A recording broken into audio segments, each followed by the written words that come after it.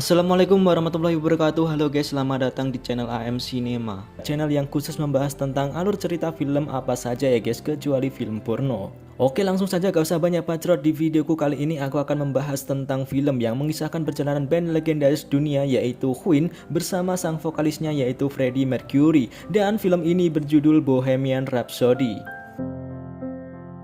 Film ini mengisahkan tentang perjalanan seorang Freddie Mercury yang telah membentuk band Queen bersama personil lainnya dari titik terendah hingga akhirnya menjadi band yang sangat terkenal dan melegenda di dunia. Banyak lika-liku perjalanan seorang Freddie Mercury yang berusaha mewujudkan cita-citanya menjadi musisi terkenal, mulai dari tidak mendapat restu dari ayahnya hingga cacian terhadap dirinya yang dianggap memiliki gigi yang jongos. Penasaran seperti apakah film ini?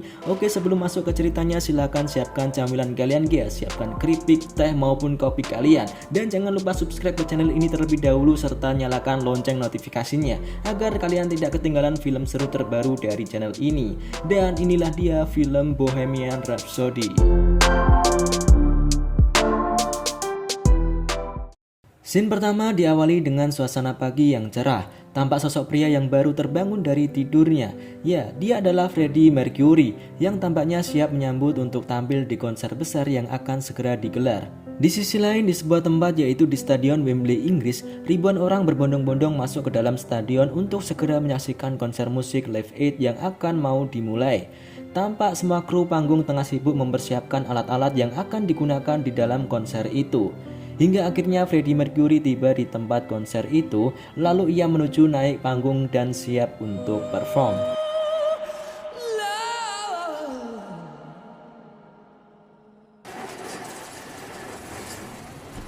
Lalu scene pun beralih seperti flashback ke tahun-tahun sebelumnya, yaitu dengan latar kota London tahun 1970. Lalu tampak seorang Freddie Mercury saat itu masih muda dan ia bekerja di bandara sebagai petugas bagasi. Saat di tempat kerjanya, rekan-rekan Freddie biasa memanggil Freddie dengan nama julukan Paki. Padahal Freddie sendiri bukanlah orang yang berasal dari Pakistan, tetapi Freddie tampaknya sudah biasa menerima dengan nama julukan itu. Lalu saat berada di rumah, Freddie tampaknya ingin keluar main sebentar untuk sekedar me time. Dan sebelum keluar rumah, ia bertemu dengan ayahnya yang baru saja pulang ke rumah. Lalu ayah Freddie ini tampaknya kurang suka dengan gaya hidup si Freddie ini. Ayahnya Freddie ini tetap memanggilnya dengan nama aslinya dia, yaitu Farrokh. Freddie now, Papa. Lalu Freddie pergi ke sebuah minibar dan di situ ada pertunjukan live musik dari band Smile. Ia menikmati segelas birnya sambil menyaksikan penampilan dari band favoritnya itu.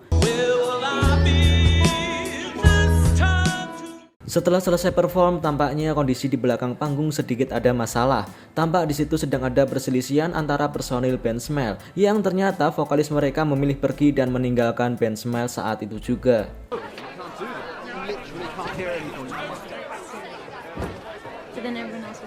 Lalu Freddie ingin mencari keberadaan personil band Smile usai perform. Ketika di lorong bar, Freddie bertemu dengan wanita yang menarik perhatiannya. Wanita itu bernama Mary. Setelah berbincang singkat dengan Mary, lalu lanjutlah Freddie pergi keluar di belakang minibar untuk menemui personil band Smile. Ia akhirnya bertemu dengan gitaris Smile bernama Brian dan drummernya yang bernama Roger. Freddie memperkenalkan sedikit tentang dirinya. Menurut Brian dan Roger, Freddie adalah orang yang unik dan aneh. Lalu Brian memberitahu bahwa vokalisnya baru saja mengundurkan diri dari band Smile. Mendengar hal itu, Freddie tertarik untuk menggantikan posisinya sebagai vokalis band Smile. Tetapi tampaknya Brian dan Roger memandang rendah seorang Freddie karena penampilannya yang kurang meyakinkan. Ditambah Freddie memiliki gigi yang jongos. Tetapi Freddie tidak goyah begitu saja. Lalu ia sedikit mengeluarkan suara emasnya itu di depan Brian dan Roger, dan mereka berdua tampak kaget karena suara Freddie Mercury di luar ekspektasi mereka berdua. I know what I'm doing. Singkat cerita, keesokan harinya Freddie pergi ke sebuah toko busana bernama Biba. Dan toko itu adalah tempat di mana Mary bekerja, seorang wanita yang Freddie temui di lorong kemarin. Lalu malam harinya ternyata Freddie tampil perdana sebagai vokalisnya band Smile. Di situ Freddie tampak tampil pede di hadapan penonton yang tampaknya kurang yakin dengan penampilannya, yang memang ternyata penampilan perdananya kurang mengesankan. Singkat cerita, saat personil band Smile sedang pergi ke sebuah tempat, di tengah perjalanan mobil mereka mogok. Mereka akhirnya menjual mobil van itu untuk membiayai rekaman lagu atas dasar saran dari Freddie. How much do you think we can get for this van? That's 3 months' wages. Akhirnya mereka pun melakukan rekaman lagu di studio dengan uang hasil penjualan mobilnya itu. Saat di studio, mereka merekam lagu dengan menggunakan teknik yang lebih rumit dan tampak dari mereka merasa semangat karena mereka yakin lagu rekaman mereka merasa bagus dan sukses diciptakan. Dan saat itulah Freddie akhirnya mengusulkan untuk mengubah nama grup band ini menjadi nama Queen. Mary, anggota Queen dan keluarga Freddie kemudian berkumpul bersama di rumahnya untuk makan bersama. Dan di saat itulah Freddie mendapatkan telepon dari seorang manajer musik untuk menawarkan grup Queen agar bisa bergabung dengannya.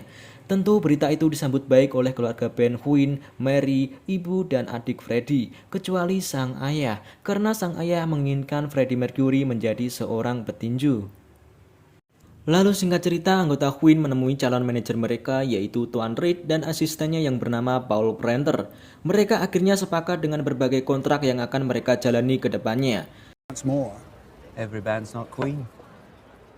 Kemudian band Queen kini mulai tampil di televisi-televisi ternama seperti BBC dan tampil dari panggung ke panggung. Scene berganti ke rumah Mary. Di sini Freddie dan Mary menghabiskan waktu mereka berdua secara intim. Setelah sekian lama PDKT, akhirnya Freddie melamar Mary kekasihnya itu dan memberikan cincin sebagai tanda kasih sayang Freddie kepada Mary. Promise me you'll never take it off. Setelah itu anggota Queen tiba-tiba datang dan memberikan informasi kepada Freddie bahwa Tuan Reid menawarkan tour konser kepada band Queen untuk manggung ke negara Amerika. Akhirnya tawaran itu disetujui oleh mereka dan mereka pun berangkat ke negeri Paman Sam tersebut. Di sana mereka sukses menggelar konser itu dan nama Queen perlahan-lahan semakin terkenal. And are the crowds big? Well, we're selling out every night. We love you, Portland! Lalu scene beralih ke kantor label produksi yang bernama EMI. Di sana anggota Queen, manajernya serta pengacara mereka sedang bertemu dengan salah satu produser EMI yaitu Ray Foster. Tampaknya Ray ingin menaungi band Queen agar mereka bisa mengenakan label EMI di setiap rekaman-rekaman lagu mereka. Tetapi tampaknya sedikit ada perdebatan antara Ray dan Freddie selaku vokalis dan pemimpin Queen. Yang ternyata selera seni dari Freddie yang tampaknya kurang cocok dengan harapan Ray selaku calon produser. Akhirnya Ray pun tetap memberi kesempatan kepada Freddie Mercury untuk menciptakan lagu bagi Queen dan labelnya tersebut. Please don't make me regret this. You're fun. Scene berganti ke sebuah tempat bernama Rockville Farm pada tahun 1975. Para anggota band Queen dan manajernya menuju ke sebuah tempat seperti di area pedesaan yang sunyi. Tempat itu ternyata adalah area peternakan. Di sana terdapat tempat tinggal dan studio rekaman. Manajer Queen yaitu Tuan Reid memilih tempat itu karena tempatnya yang dinilai menenangkan dan jauh dari keramaian. Okay? Di tempat itu Freddie terus berimajinasi dan tidak berhenti menulis lagu yang akan ia ciptakan. Saat Freddie menyanyikan lagu ciptaannya yang berjudul Love of My Life, di situ ia ditemani oleh asisten manajernya yaitu Paul. Paul ini tampaknya selalu memperhatikan sosok Freddie Mercury. Sepertinya Paul merasa ada ketertarikan kepada Freddie. Hingga akhirnya ternyata Paul ini adalah seorang gay yang doyan sesama jenis.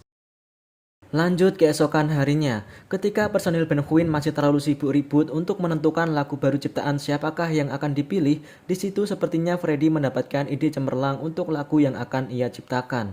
Lalu ia menemukan nada dan lirik yang pas untuk lagu barunya kali ini.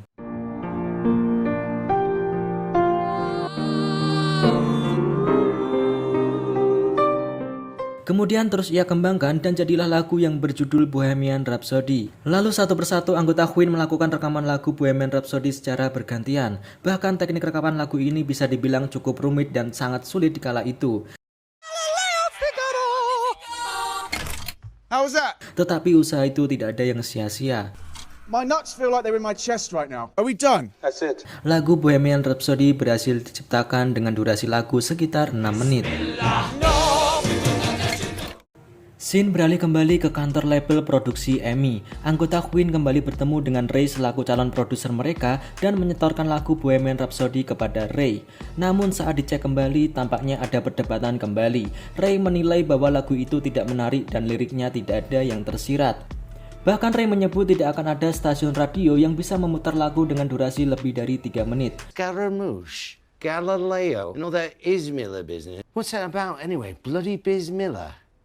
Perselisihan antara Ray dan anggota Queen terus berlanjut. Karena merasa lagunya yang dibuat dengan penuh perjuangan itu direndahkan oleh Ray, akhirnya Freddie dan kawan-kawan langsung menolak Ray sebagai produsernya dan menolak EMI sebagai label yang akan menaunginya. No one will know the name Queen. Lalu Freddie, Mary, dan kawan-kawannya akhirnya menemui rekan Freddie yang bernama Kenny. Kenny ini bekerja di salah satu stasiun radio yang bebas bisa memutarkan lagu tanpa adanya durasi waktu yang ditentukan. Lalu Freddie meminta tolong kepada Kenny untuk memutarkan lagu Bohemian Rhapsody. Akhirnya lagu Bohemian Rhapsody itu pun berhasil diputar di radio di kala itu. Tanpa diduga, lagu tersebut menjadi lagu top nomor 1 dengan pemutaran terbanyak saat itu. Dan Bohemian Rhapsody berhasil membuat nama Queen menjadi semakin meroket. Kini band Queen menjadi top artis dan berhasil melakoni tur konser ke seluruh dunia.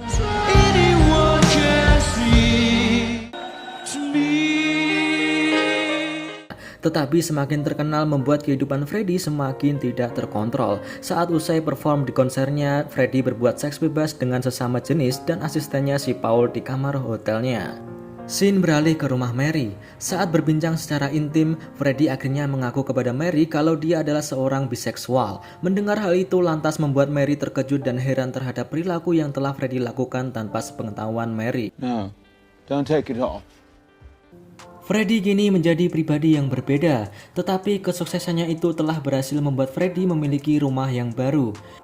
Kehidupan seorang Freddie semakin kacau. Ia lebih suka mengadakan pesta, mabuk, dan berfoya-foya. Tentu itu membuat rekan satu bandnya Queen kurang suka terhadap kepribadian Freddie. Bahkan ketertarikan Freddie terhadap sesama jenis semakin tidak terkendali.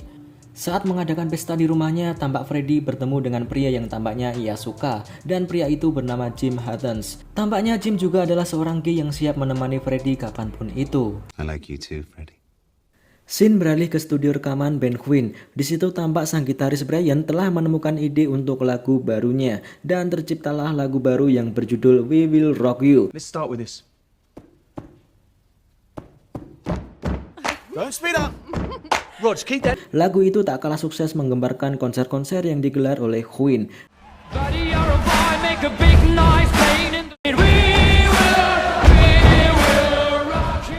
Di saat selesai konser, Mary tengah menemui Freddie bersama kekasih barunya Mary yang bernama David. Meskipun terkejut, Freddie tetap tampak merasa tegar dan menerima akan hal itu.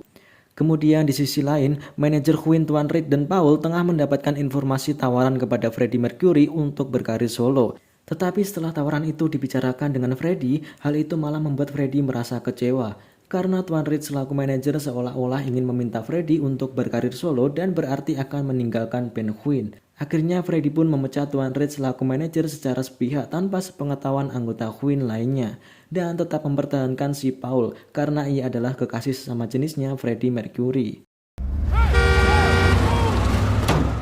Keharmonisan antara anggota band Queen semakin meregang akibat perilaku dari Freddie yang seolah-olah bertindak egois. Tetapi hal itu tidak menghambat Queen untuk terus menciptakan lagu-lagu barunya. Dan di situ juga Freddie sekalian menunjuk pengacaranya yang bernama Jim Beach untuk merangkap sebagai manajer barunya Queen. Kini semakin lama kondisi fisik Freddie semakin menurun, tidak seperti dulu lagi. London 1982. Bahkan ketika diwawancarai di dalam konferensi pers pun, Freddie merasa tak bisa mengontrol emosinya dalam menjawab pertanyaan dari wartawan. Kondisi mental dan pikiran Freddie semakin kacau akibat pola hidup yang tidak sehat, sering mabuk-mabukan dan mengkonsumsi narkoba. Kini Freddie merasa kesepian setelah mengetahui bahwa Mary tidak pernah mengangkat telepon dari Freddie. Tidak seperti dulu saat Freddie dan Mary masih bersama, di mana saat itu Mary selalu ada untuk Freddie. Lalu saat Queen membuat video klip dengan berpakaian wanita, tampaknya Freddie sudah merasa tidak nyaman dan bosan dengan kondisi saat ini. Lalu ia diam-diam mencari kontak seorang Jim Hattens, pria yang ia temui saat pesta di rumahnya kala itu. Singkat cerita, akhirnya Freddie dan anggota band Queen sedang melakukan pertemuan serius. Di situ tampak ternyata Freddie ingin mengutarakan bahwa ia akan menerima tawaran sebelumnya untuk berkarir solo dan meninggalkan band Queen sementara. I've signed a deal with CBS Records. Tentu saja hal itu membuat anggota Queen lainnya merasa terkejut dan merasa marah terhadap sikap Freddie yang egois. You just kill Queen. Lalu scene pun beralih ke kota Munich, Jerman 1984. Tampak di situ ada Freddy yang sibuk menyiapkan lagu-lagu barunya untuk album solo karirnya itu dan ditemani oleh kekasihnya yang bernama Paul. Di sisi lain, Paul ditelepon oleh Jim Beats selaku manajer Queen bahwa ada tawaran untuk manggung di konser amal terbesar kala itu yang bernama Live Aid yang akan digelar di Stadion Wembley, Inggris. Konser itu akan menjadi konser yang akan ditonton oleh penonton terbanyak dan akan ditayangkan di televisi seluruh dunia. Tetapi Paul diam-diam menyembunyikan informasi itu dari Freddy. Singkat cerita, keadaan Freddy semakin memburuk akibat pola hidupnya yang tidak sehat. Lalu malam harinya Mary ternyata berkunjung ke Jerman untuk menemui Freddy di kediamannya. I had this terrible dream that something bad had happened. I miss you. I miss you. Di situ justru Mary lah yang memberitahu kepada Freddy bahwa akan ada konser amal terbesar yang akan digelar di waktu mendatang. Mereka berbincang-bincang dan Mary menasihati Freddy bahwa Freddy tidak akan mendapatkan kasih sayang dari Paul seperti kasih sayang yang ia dapatkan dari keluarga Queen. Paul bukanlah orang yang baik untuk Freddy. Setelah Mary pergi, Freddy tampak marah kepada Paul karena ia merasa dibohongi oleh Paul dan akhirnya Freddy pun meninggalkan Paul saat itu juga.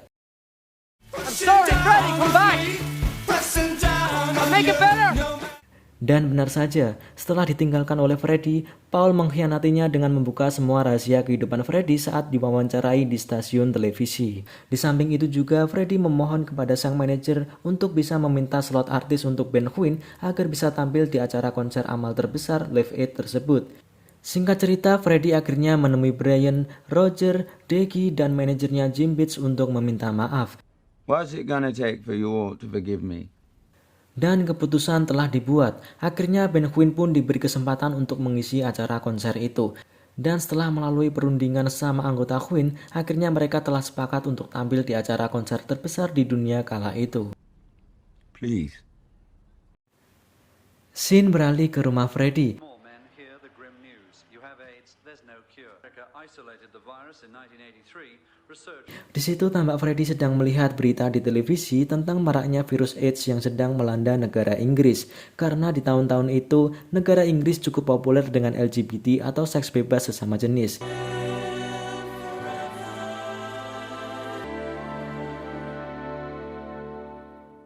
Akhirnya Freddy pun pergi ke dokter untuk berkonsultasi tentang kondisi kesehatan tubuhnya saat ini. Dan ternyata Freddy pun juga tengah divonis mengidap penyakit tersebut, yaitu AIDS.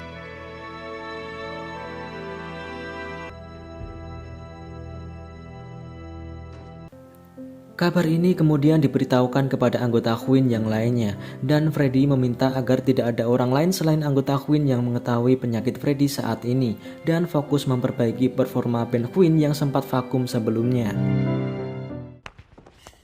Even though you're crying like three little girls, I still... Lalu setelah mereka menjalani latihan singkat, akhirnya hari pegelaran konser amal terbesar itu telah tiba.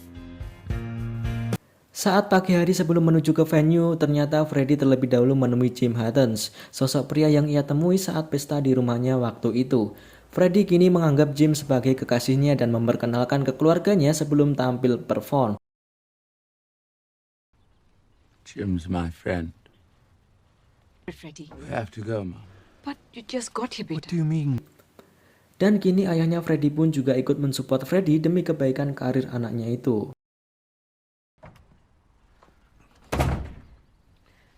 Put on the telly. Scene beralih ke Stadion Wembley, venue konser amal terbesar Live Aid pada tahun 1985 di kota London. Freddy, Brian, Roger, dan John Deacon atau Deggy tampak bersiap-siap untuk perform di atas panggung. Tampak semua mereka terlihat gugup karena sudah lama tidak manggung dengan konser sebesar ini sebelumnya. Anyway, he gives us signal. Her Majesty, Queen!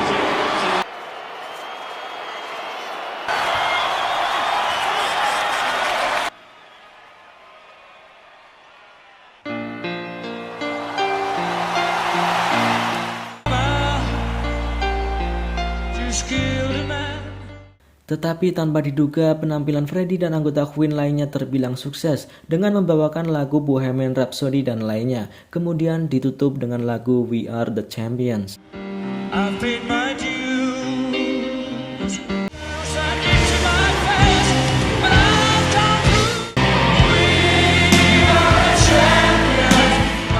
Tentu penampilan yang spektakuler itu berhasil menyita perhatian jutaan penonton yang menyaksikan konser Amal tersebut. Di kredit film itu juga disebutkan bahwa Freddie Mercury meninggal akibat penyakit AIDS pada tanggal 24 November 1991 di usia 45 tahun. Freddie dan Jim juga melanjutkan kisah asmaranya itu hingga akhir hayat Freddie Mercury. Sedangkan Freddie dan Mary hanya menjadi sahabat sejatinya. Dan film pun selesai. Oke guys, jadi itu tadi adalah alur cerita singkat tentang film Bohemian Rhapsody yang mengisahkan tentang perjalanan band Queen dan vokalisnya bernama Freddie Mercury. Terima kasih untuk kalian yang sudah menonton video ini. Secara pribadi aku meminta maaf jika ada kesalahan dalam penjelasan yang aku berikan untuk kalian dan mohon dikoreksi di kolom komentar ya guys. Jangan lupa untuk tetap support channel ini dengan cara like, komen, dan subscribe. Terima kasih, sampai jumpa di videoku berikutnya. Wassalamualaikum warahmatullahi wabarakatuh.